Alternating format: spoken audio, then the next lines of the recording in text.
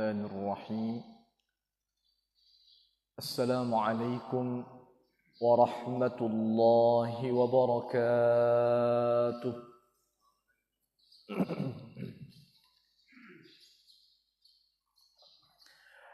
الحمد لله رب العالمين وبه نستعين على أمور الدنيا والدين. أشهد أن لا إله إلا الله وحده لا شريك له وأشهد أن محمدا عبده ورسوله صلى الله عليه وسلم لا نبي بعده. اللهم صل وسلم وبارك على سيدنا وحبيبنا المصطفى محمد وعلى آله وأصحابه أجمعين.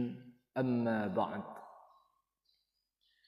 يقول الله سبحانه وتعالى: أعوذ بالله من الشيطان الرجيم ومن الناس من يتخذ من دون الله أندادا يحبونهم كحب الله والذين آمنوا أشد حبا لله ولو يرى الذين ظلموا إذ يرون العذاب أن القوة لله جميعا وأن الله شديد العذاب. صدق الله العظيم. Bapak dan ibu-ibu jamaah yang dirahmati oleh Allah Subhanahu wa taala, sama-sama kita berdoa kepada Allah pada pagi hari ini. Semoga Allah berkahi waktu pagi kita ini dan Allah jadikan kita di antara orang-orang yang mengamalkan kebaikan-kebaikan yang mereka dengar. Allahumma barik lana fi bukurina hadza waj'alna mimman yastami'una al-qawla fayattabi'una ahsanah. Ya Allah, berkahilah kami di waktu pagi kami ini dan jadikanlah kami di antara orang-orang yang mendengarkan perkataan, mengikuti kebaikan dari perkataan itu. Allahumma amin amin ya rabbal alamin. Bapak Ibu rahimakumullah, di dalam Islam aqidah menjadi perkara yang utama dan diutamakan. Aqidah itu berarti keyakinan. Terambil dari asal kata uqdah. Aqidatun berarti ikatan. Akad jual beli, ikatan jual beli. Tidak boleh disembah oleh orang yang ketiga kalau orang itu sudah berakad. Akad pernikahan. Tidak boleh tiba-tiba saja ada orang nyelonong mau melabrak orang yang sedang berakad. Tidak boleh. Karena akad itu ikatan. Aqidatun sesungguhnya berarti ikatan. Antara siapa dengan siapa? Antara manusia dengan penciptanya, Allah Subhanahu wa ta'ala. Ada ikatan, keterikatan antara makhluk dengan Allah. Maka ini namanya pemilik akidah. Bagus keterikatannya, namanya pemilik akidah sahihah. Buruk hubungannya, namanya pemilik akidah dhaifah. Kalau rancak akidahnya, berarti akidahnya benar. Kalau tak baik akidahnya, berarti akidahnya keliru. Akidahnya salah, akidahnya kurang. Kalau begitu berarti dibandingkan dengan muamalat, dibandingkan dengan ibadat, akidah didahulukan. Ya, akidah didahulukan. Sebelum bercerita tentang ibadah, sebelum bercerita tentang muamalah, jual beli, hutang piutang, pinjam meminjam, akidah mesti diutamakan. Dan inilah yang ditanamkan oleh Rasulullah sallallahu alaihi wasallam kepada para sahabat. Sehingga hasilnya Masya Allah, Rasul sallallahu alaihi wasallam saja membanggakan akidah para sahabat beliau. Padahal beliau tidak tertarbiyah, tidak terdidik sebagaimana terdidiknya manusia sekarang di sekolah-sekolah formal. MDA, SD, ada bahkan SD Islam, ada bahkan sekarang itu MI, Madrasah Ibtidaiyah, kemudian pesantren, Aliyah, Tsanawiyah, nanti masuk lagi ke kampus Islam. Sahabat-sahabat itu tidak diterpa dengan pendidikan-pendidikan formal itu. Tetapi Rasul sallallahu alaihi wasallam membanggakan akidah mereka. Keyakinan mereka kepada Allah tak bisa mengalahkan kecintaan mereka dengan dunia. Jadi ada orang yang cinta kepada dunia, bagi mereka itu belum apa-apa dibandingkan cinta mereka kepada Allah. Yakin mereka kepada Allah. Ada seorang Arab Quraisy berjualan ke Persia, ke daerah-daerah Persia, Iran sekarang itu. Pulang-pulang membawa hasil, tapi dia kafir. Sembari membawa buku cerita tentang raja-raja Persia. Raja Persia itu namanya Rustum. Kalau di Mesir namanya Firaun. Ini Rustam. Kemudian dia berniat untuk mengotak-atik akidah kaum muslimin, sahabat-sahabat Rasulullah yang jumlahnya belum seberapa ketika itu, terutama yang baru saja memeluk agama Islam. Dia sudah berniat mengundang seorang selir, seorang penyanyi untuk melantunkan bait-bait syair yang ada dalam buku cerita Raja Persia. Kemudian diundang para muallaf, dihidangkan makanan, minuman, dipersilakan makan dan silakan minum. Sembari makan, sembari minum, selir ini, wanita ini, penyanyi ini disuruh keluar, mendendangkan dengan suara merdunya syair-syair, bait-bait syair tentang kisah Raja Rustum. Bisa berjalan di air, bisa berjalan di udara, tahan banting, tahan benda tajam, tak terbakar oleh api.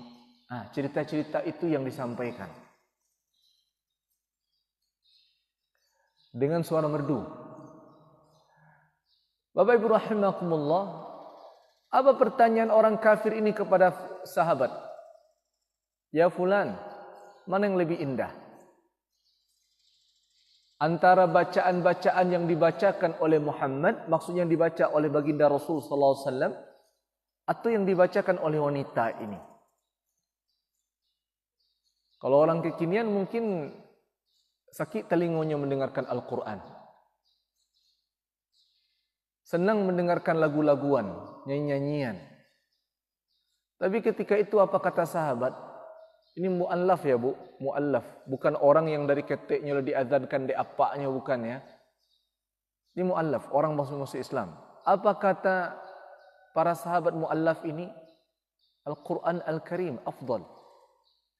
Yang dibacakan oleh Rasul sallallahu alaihi wasallam berupa ayat-ayat Allah Subhanahu wa taala itu jauh lebih baik ketimbang apa yang dibaca wanita ini.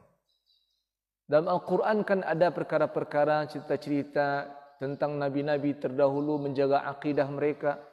Bagi sahabat-sahabat yang baru masuk Islam, itu cerita-cerita engkau tentang Raja Persia itu belum ada apa-apanya dibandingkan yang dibaca oleh baginda Rasulullah.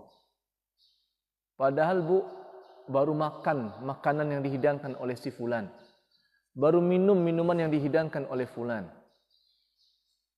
Kini kalau orang ladagi amplop, tidak bisa bicara lagi. Stek Pak Kiai kan, lagi amplop kan, tidak bisa bicara kebenaran lagi. Bahkan orang baik pun kalau sudah berbicara jabatan, mau naik, mau turun, mau dimutasi ke ujung negara atau mau mana, sudah langsung dia patuh saja langsung. Mau dia gadaikan akidahnya demi cita-cita yang rendah itu. Lupa dia kalau cita-cita manusia yang berakal sehat itu mendambakan hidup yang kekal abadi di syurganya Allah Subhanahu wa taala dengan cara mempertahankan akidah. Itu seperti Bilal bin Rabah tu dihukum dek bancikannya pakai batu angin, disandarkan ke batu angin, disandarkan ke batu angin, ditempelkan pula batu angin di muka balik. Tetap dia mengatakan ahad, ahad, ahad. Sulit, nyawa taruhannya, tapi dia tetap mengatakan Allah Esa, Allah Esa, Allah Esa. Tak ada yang menyatukan Allah. Apa kata Allah dalam surat Al-Baqarah ayat 165?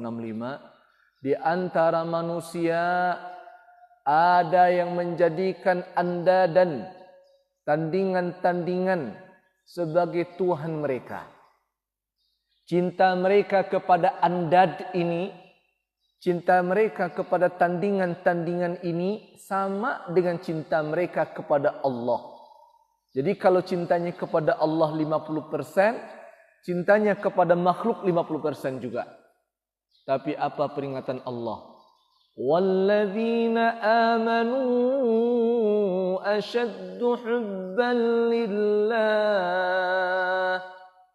Sedangkan orang-orang yang beriman, cinta mereka kepada Allah bersangatan. Tidak bisa dihitung dengan dunia, dengan jabatan, dengan harta, dengan wanita, dengan kedudukan. Bagi mereka cinta kepada Allah lebih penting ketimbang perkara-perkara duniawi itu. Ini keyakinan. Maka sesuai dengan kajian kita 2 pekan sebelumnya, 4 ciri orang yang bertakwa di dalam surat Al-Baqarah, salah satunya adalah beriman kepada perkara yang gaib. Orang mukmin ini Masya Allah, Bapak Ibu rahimakumullah, tidak hanya percaya kepada Allah dengan perkara-perkara yang nyata oleh mata saja, yang tampak oleh penglihatan. Dengan yang gaib pun orang mukmin percaya. Percaya kita dengan surga, percaya. Percaya dengan neraka, percaya. Percaya kepada Allah, percaya. Percaya kepada hari akhir, percaya. Kepada hari berbangkit, percaya. Kepada kematian, percaya. Kepada rizki, kalau yang mengaturnya Allah, percaya. Orang-orang mukmin kepercayaan mereka kepada Allah bukan dengan perkara yang tampak oleh mata saja. Yang tidak nampak pun orang mukmin percaya. Makanya Allah limpahkan banyak nikmat, Allah limpahkan banyak karunia kepada orang-orang mukmin ini karena kepercayaan mereka itu tidak hanya pada perkara yang nampak oleh mata. Yang tidak nampak pun orang mukmin percaya. Beda antara orang mukmin dengan orang kafir di sini. Makanya orang-orang kafir, orang-orang munafikin, luluh lantah mereka menyibukkan diri dengan perkara-perkara dunia karena bagi mereka dunia ini selama-lamanya, abad. Tapi orang mukmin tidak. Mereka menyibukkan diri dengan ibadah, bermunajat kepada Allah. Kalau bekerja, kerjanya pun niatnya karena Allah, bukan karena yang lain. Kenapa demikian? Karena orang-orang mukmin percaya ada kehidupan setelah kematian nanti. Ada kehidupan setelah kematian nanti. Dan kehidupan setelah kematian nanti itu adalah kehidupan yang kekal abadi. Bapak Ibu rahimakumullah, ini hebatnya orang-orang mukmin. Tidak hanya percaya dengan perkara yang nampak. Mereka lebih yakin kepada Allah. Kalau Allah sudah katakan jadi, ya jadi dia. Kalau orang-orang kafir, segala sesuatu ini mesti pakai teori sebab musabbab. Ini akibatnya. Pasti karena akibat ini penyebabnya ada. Tidak mungkin ada air ini, gelas ini tanpa penyebab. Maka istilahnya teori sebab musabab, sebab akibat. Sebab akibat. Karena disebabkan ini akibatnya. Kalau disebabkan ini akibatnya.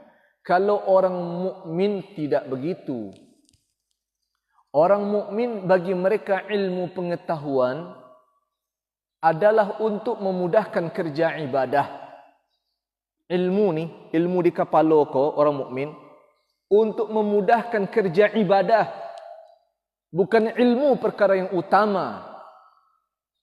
Bagi orang mukmin yang utama itu iman itu dulu, percaya kepada Allah, yakin akan adanya Allah, yakin akan kuasanya Allah, yakin adanya hari akhir, yakin adanya hari berbangkit, yakin adanya kematian. Itu iman namanya. Ilmu gimana? Ilmu itu nomor 2. Untuk mempermudah kerja ibadah. Ustaz tidak perlu teriak lagi berceramah agar terdengar oleh orang di luar masjid. Karena ada bantuan ilmu. Apa itu?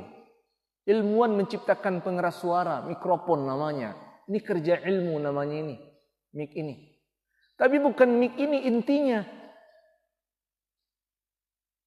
Bukan pengeras suara ini intinya. Bukan ilmu ini intinya. Intinya itu ada pada iman. Percaya kepada Allah. Manusia tak percaya adanya manusia ini tanpa adanya bapa dan ibu sebagai penyebab. Ada bapa, ada ibu, barunya yakin tu. Kalau apak saya atau amak saya, layan nak, anda mungkin, tak masuk akal. Tapi orang mukmin tidak. Orang mukmin iman yang mereka dahulukan dalam kehidupan. Bagi mereka, kalau Allah yang perintahkan, kun, jadikan Isa tanpa ayah, jadi Nabi Isa. Jadikan Adam dan Hawa tanpa ayah, tanpa ibu, jadi Adam dan Hawa tanpa ayah, tanpa ibu. Kok bisa? Karena Allah yang berkuasa. Terbakar ruko dalam jumlah yang banyak. Tapi ada satu kedai orang muslim yang tak terbakar. Menurut akal manusia, tidak mungkin sih. Karena kondisinya sama. Tapi bagi Allah apa yang tak mungkin? Tabrakan orang masuk dalam jurang. Otak manusia mengatakan habis sadonya. Tapi tak lama setelah semua penumpang keluar dengan selamat. Bagi Allah tak ada yang tak mungkin. Bagi manusia memang sadonya masuk siku. Ini akidah. Keyakinan kepada Allah ini mesti dipupuk selalu. Bagaimana caranya? Caranya timba ilmu terus. Gali ilmu, perdalam ilmu agama terus. Nanti kalau sudah punya ilmu, dalam kehidupan ini kita mendapatkan banyak pelajaran-pelajaran. InsyaAllah pelajaran-pelajaran itu karena sudah punya ilmu, akan mengantarkan semakin kuat keyakinan kita kepada Allah. Akan semakin mantap akidah kita kepada Allah Subhanahu wa ta'ala. Di rumah tangga pun juga begitu. Sebelum menanamkan nilai-nilai ibadah kepada anak cucu, tanamkan nilai-nilai akidah ini. Sehingga pasca khatam Quran, mereka tetap juga baca Al-Quran. Jangan sampai karena kita sibuk mengurus ibadah anak, lupa menanamkan nilai-nilai keyakinan kepada Allah Subhanahu wa ta'ala. Sehingga tak salah, habis mereka khatam Al-Quran di tempat di mana mereka belajar. Ya sudah, habis pula Al-Quran Al-Karim. Paling berjumpanya nanti Ramadan tahun berikutnya. Kok bisa begitu? Karena akidah tadi. Masa ketek-ketek Bapak Ibu rahimakumullah sudah gantung diri? Ketek-ketek sudah gantung diri. Apanya yang salah? Akidahnya salah. Ini mungkin layus bayang. Tapi karena akidahnya yang keliru, akidahnya salah. Masalah sedikit, gantung diri. Masalah sedikit, gantung diri. Ketek-ketek gantung diri. Umur 20 tahun, 28 tahun, 24 tahun, 18 tahun. Apa itu? Apa itu yang salah itu? Akidah salah.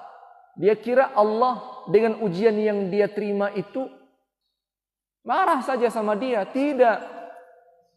Allah menguji orang-orang beriman ini dalam berbagai macam bentuk. Tidak semuanya dengan harta melimpah. Ada ujian Allah itu berupa masalah kehidupan. Berarti kalau awak punya masalah kehidupan, bisa awak mulia si Allah. Siapa yang katakan tidak bisa? sangat-sangat bisa. Makanya Allah sebutkan dalam banyak ayat kemuliaan orang-orang yang bersabar, terutama atas masalah yang dia temukan dalam hidupnya. Baginda Rasulullah, masalah apa yang tidak beliau terima? Rasanya kita tidak punya masalah seperti masalah Rasul sallallahu alaihi wasallam. Tapi Rasulullah kekasih Allah menerima ujian itu. Ujung-ujungnya apa? Ujung-ujungnya Allah berikan kemenangan untuk baginda Rasulullah sallallahu alaihi wasallam. Nabi Ayub juga begitu. Diuji oleh Allah.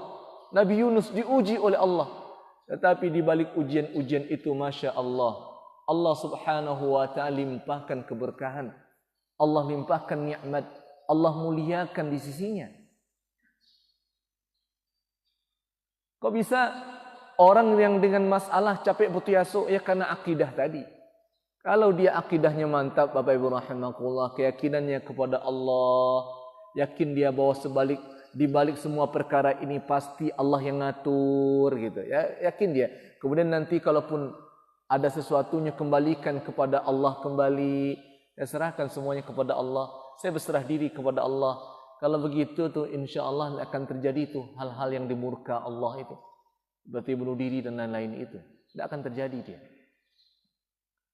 Bapak Ibu rahimakumullah, ada sahabat Rasulullah namanya Sa'ad ibni Abi Waqqas radhiyallahu anhu. Orang kenal Sa'ad ini adalah anak yang paling cinta kepada ayah ibundanya. Paling sayang kepada mandehnya. Dan ibunya ini bukan orang biasa, orang kaya raya. Orang tahu. Tapi Sa'ad atas kuasa Allah masuk Islam usia 17 tahun. Usia 17 tahun lah masuk Islam. Ini artinya usia muda sudah punya pendirian dalam hidupnya. Sekarang masih banyak yang belum punya pendirian. 20 tahun, bahkan 60 tahun, 70 tahun alumni punya prinsip dalam hidup. Ini usia 17 tahun sudah punya prinsip dalam hidupnya. Masuk Islam beliau bersama saudara kandungnya. Tapi saudara kandungnya setelah itu ya, tidak langsung bersama beliau, namanya Umair. Umair bin Abi Waqqas. Umair ini adalah mujahid termuda yang meninggal dunia dalam perang Badar. Rasulullah sesungguhnya tidak mengizinkan Umair bin Abi Waqqas, saudara kandung Sa'ad ibni Abi Waqqas untuk ikut perang karena dia masih kecil. Tapi dia menangis, dia mau mendampingi abangnya Sa'ad.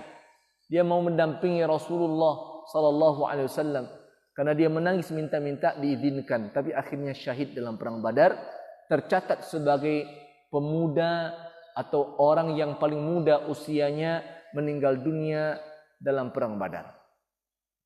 Saat ini dibenci tatkala dia masuk Islam oleh keluarganya. Ibunya menyuruhnya meninggalkan Islam itu. Tinggalkan nak, tinggalkan. Saat tidak mau. Akhirnya ibunya berhenti makan, berhenti minum. Tidak mau makan, tidak mau minum. Padahal Sa'ad ibni Abi Waqqas tahu ibunya ketika itu sedang hamil, sedang mengandung adiknya. Adiknya Umair lagi. Sedang hamil, sedang mengandung adiknya. Sa'ad ibni Abi Waqqas ini punya saudara cukup banyak. Dan dia pun punya anak banyak juga. 36 orang anaknya. Banyak. Bapak Ibu rahimakumullah. Ketika ibunya tak mau makan, tak mau minum, Sa'ad seorang anak yang baik kepada ibundanya, tercatat sebagai anak yang cinta kepada ibundanya, berujar. Ini di luar prediksi maknya kok. Apa kata Sa'ad bin Waqqas? Wahai ibunda, kalau ibunda punya 70 nyawa, maka saya anakmu Sa'ad tak akan pernah meninggalkan Allah dan Rasulnya. Padahal Sa'ad bin Waqqas baru patang masuk Islam. Hari ini beliau sudah bisa berujar, kalau ibunda punya nyawa 70, hidup mati, hidup mati, hidup mati. 70 kali begitu Ada kesempatan hidup mati 70 kali. Kalau ibunda menyuruh saya meninggalkan Islam, maka saya tak akan pernah meninggalkan Islam tidak pernah meninggalkan Allah, tidak akan pernah meninggalkan Rasulullah sallallahu alaihi wasallam. Ini yang kita sebut, Bu, hebatnya Rasul sallallahu alaihi wasallam menanamkan keyakinan ke lubuk hati sahabat-sahabat. Gimana cara Rasulullah tuh menanamkan akidah ke hati para sahabat? Itu tanpa gampo itu, tanpa kebakaran, tanpa banjir, tanpa ada yang mati dulu. Hanya bertemu, langsung saja keyakinan sahabat ini, Masya Allah, kepada Allah dan Rasulnya. Kalau di awak kan kadang-kadang ada ujian dulu, gampo dulu, baru sembahyang. Ada keluarga meninggal dulu, baru taubat. Ada dapat kebakaran awak, baru awak minta ampun kepada Allah. Kalau itu tanpa semua itu, tapi langsung Masya Allah keyakinannya kepada Allah, luar biasa. Itu ibu kandungnya. Makanya para ulama tafsir menyebutkan surat Luqman ayat 15 itu berkenaan dengan saat ini. Surat Luqman tentang wasiat Luqman kepada anaknya, ayat yang 15 itu bercerita tentang kisah Sa'ad dengan ibundanya ini yang memaksanya untuk meninggalkan Islam dengan cara ibunya memboikot makan dan minum. Apa kata Allah dalam surat Luqman ayat 15? A'udzubillahi minasyaitonirrajim. Wa in jahadaka ala an tusyrika bi ma laysa laka bihi ilmun fala tuti'huma. Dan jika kedua orang tuamu mengajakmu untuk menyekutukan Allah, maka jangan ikuti keduanya. Jangan ikuti. Dipaksa-paksa di orang gaib menyekutukan Allah, bermaksiat dan Allah, jangan ikuti. Kenapa begitu? La ta'ata li ma'siyatil khaliq. Tidak ada ketaatan kalau ketaatan itu dalam rangka bermaksiat kepada Allah.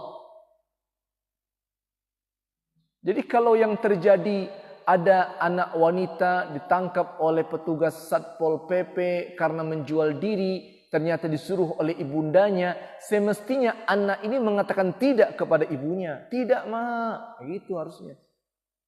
Haram nih, Bu. Gitu. Tapi kan tidak ada akidah, tidak ada belajar agama, Bapak Ibu rahimakumullah, disuruh di amak ngajuan dosa kerajuan pula. Kemudian dikatakan ibunda yang nyuruh, amak yang nyuruh. Kalau ikut firman Allah, walaupun amak yang nyuruh, tidak boleh ikuti. Ada, saya menemukan kemarin masalah dalam rumah tangga.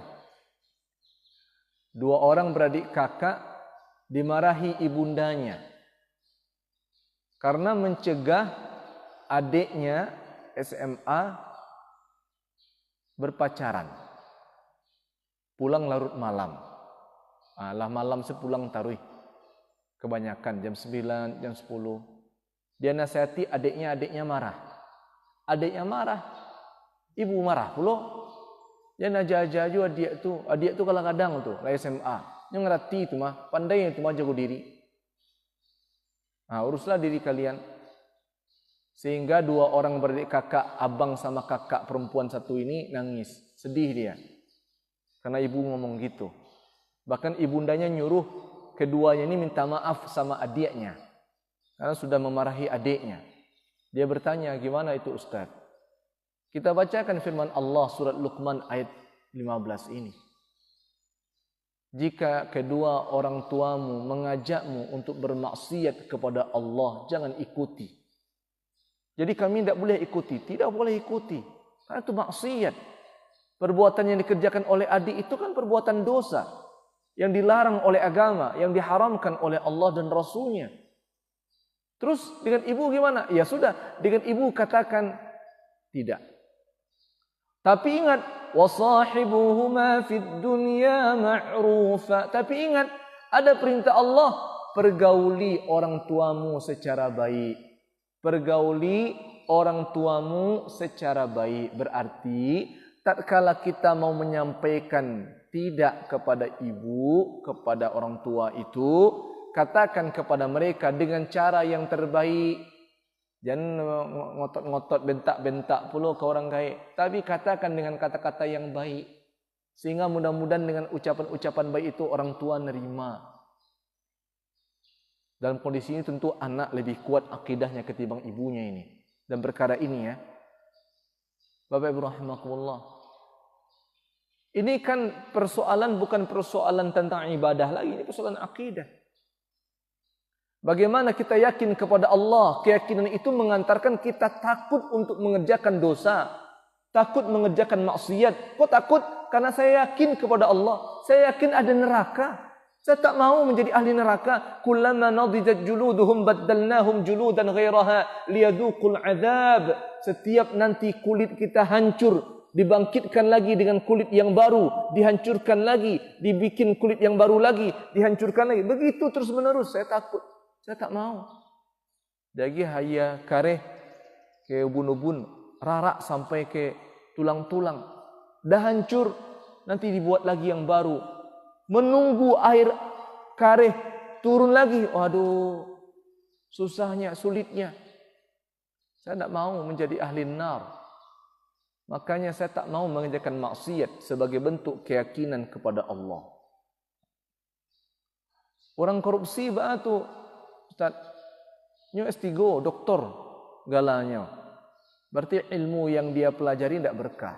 Doktor pun dia, ilmu yang dia pelajari tidak berkah. Dia tidak takut kepada Allah. Kalau dia yakin kepada Allah, wah rakyat itu tidak mau dia makan itu walaupun 10.000 jumlahnya.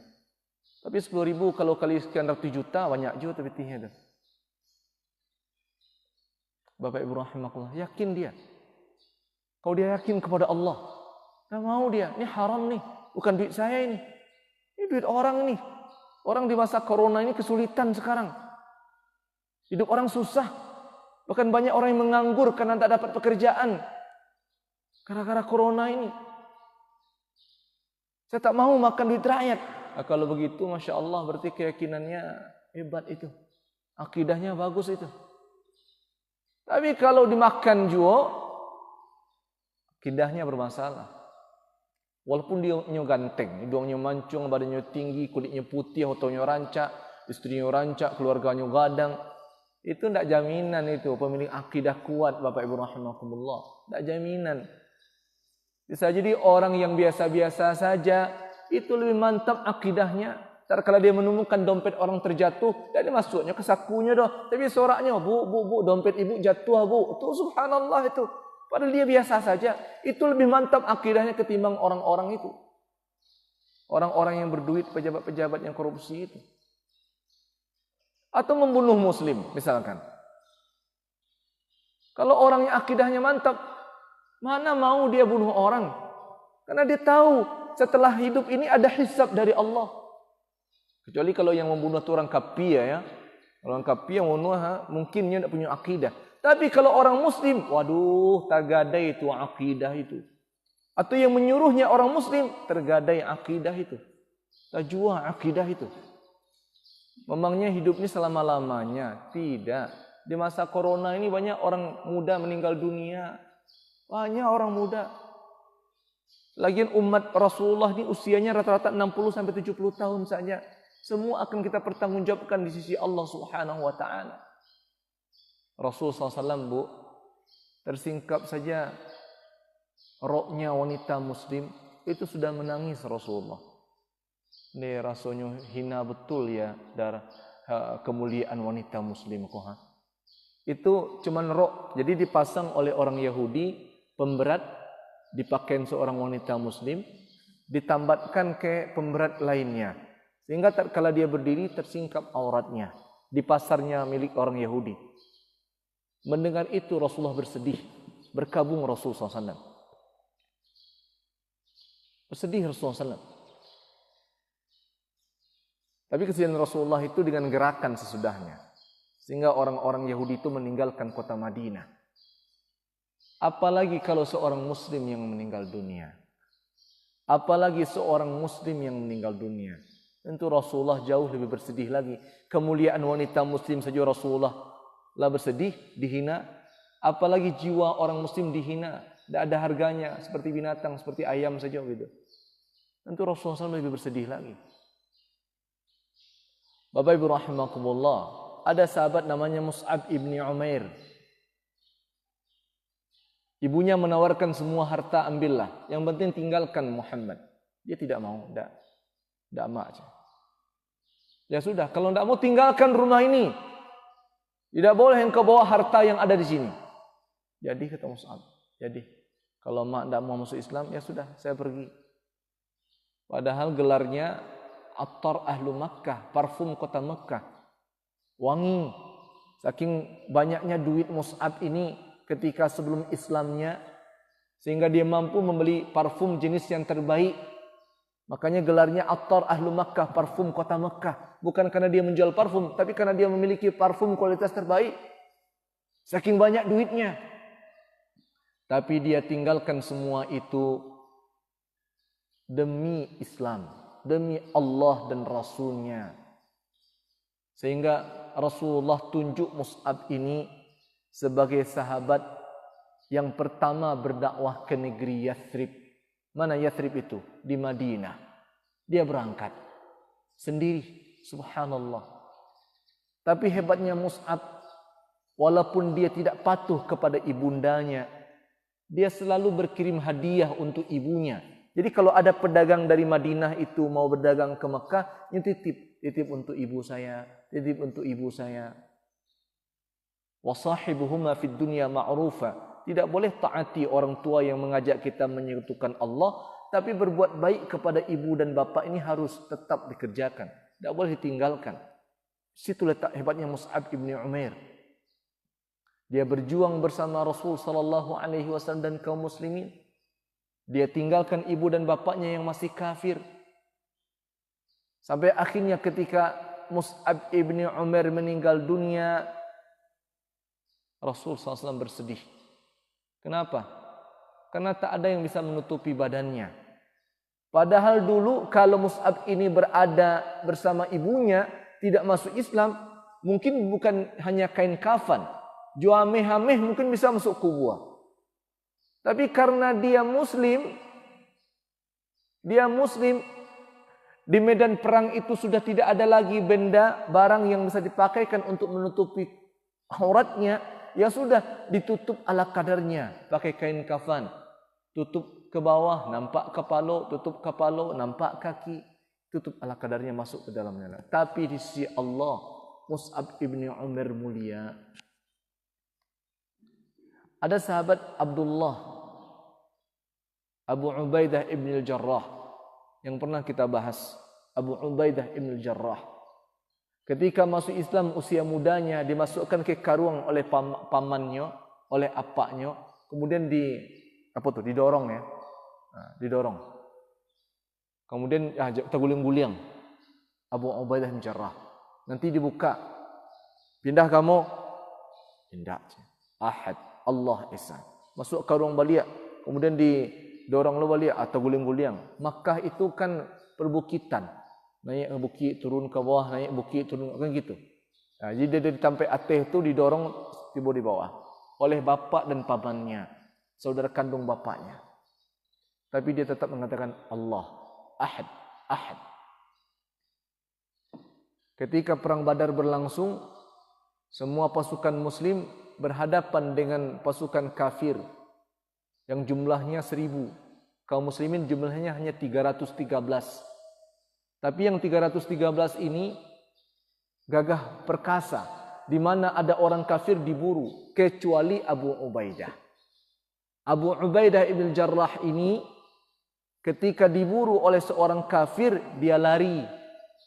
Lari menjauh, dikejar lagi, lari lagi, dikejar lagi, lari lagi. Abu Ubaidah ibn Jarrah. Kenapa? Karena yang mengejarnya bapak kandungnya dalam perang Badar. Bukan orang lain, bapak kandungnya yang mengejar. Jarrah itu yang mengejar.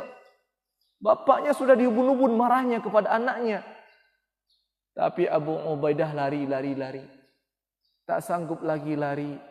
Abu Ubaidah yang dikenal sebagai panglima perang Salasil, perang Dhatul Khabar, kemudian gubernur negeri Syam, seorang mujahid tangguh yang pernah dipercaya beberapa kali oleh baginda Rasulullah memimpin pasukan kaum muslimin. Bahkan pasukannya itu ada Abu Bakar isinya, ada Umar bin Khattab, tapi Abu Ubaidah jadi panglima. Karena tidak sanggup lagi lari, dia berbalik arah, berhadapan dengan orang yang paling dia kenal, ayahnya. Ayahnya sudah memainkan pedangnya, kemudian terjadi pertempuran, ayahnya mati di tangan Abu Ubaidah. Allah turunkan firman-Nya, surat Al-Mujadalah ayat yang ke-22.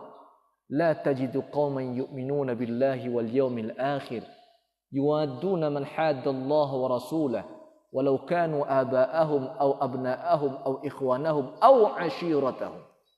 Tidak akan engkau dapati wahai Muhammad di antara orang-orang yang beriman kepada Allah, beriman kepada hari akhir, ada orang-orang yang beriman itu saling berkasih sayang dengan orang-orang yang menentang Allah dan menentang Rasulnya, walaupun itu bapak mereka, anak mereka, saudara kandung mereka, atau keluarga mereka sendiri. Allah katakan kepada Rasulullah, tidak akan ada orang beriman seperti itu, yang berkasih sayang dengan orang-orang yang menentang Allah dan Rasulnya. Tapi kini, aduh, kata awak. Tapi sekarang ada. Bukan hanya sekarang ada, dulu pun juga sudah ada. Orang-orang yang mengatakan ana muslim, tapi nya saling cinta mencintai dengan orang-orang yang menentang Allah dan menentang Rasulullah. Sesungguhnya dia munafik. Munafik. Makanya Allah peringatkan kepada kaum muslimin. 4 ayat surat Al-Baqarah itu membahas tentang orang-orang bertakwa.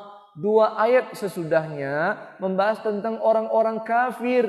Tapi 13 ayat berikutnya di halaman belakang itu membahas tentang orang-orang munafik.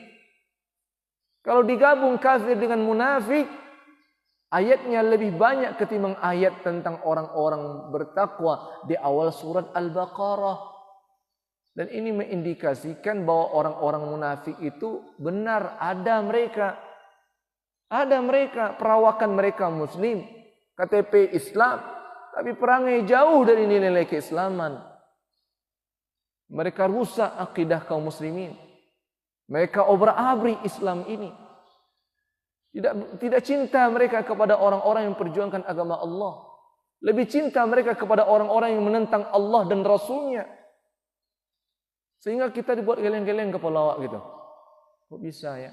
Jangan heran, itu sudah Allah sebutkan dalam Al-Quran Al-Karim. Wa idza laqul ladzina amanu qalu amanna wa idza khalau ila syayatinihim qalu inna ma'akum innama nahnu mustahzi'un. Apabila mereka berjumpa dengan orang-orang yang beriman, mereka berkata kami beriman. Apabila mereka berpaling dari orang-orang yang beriman, berjumpa dengan teman-teman mereka, mereka katakan kami bersama kalian. Kami dengan orang-orang beriman itu hanya memperolok-olok mereka saja.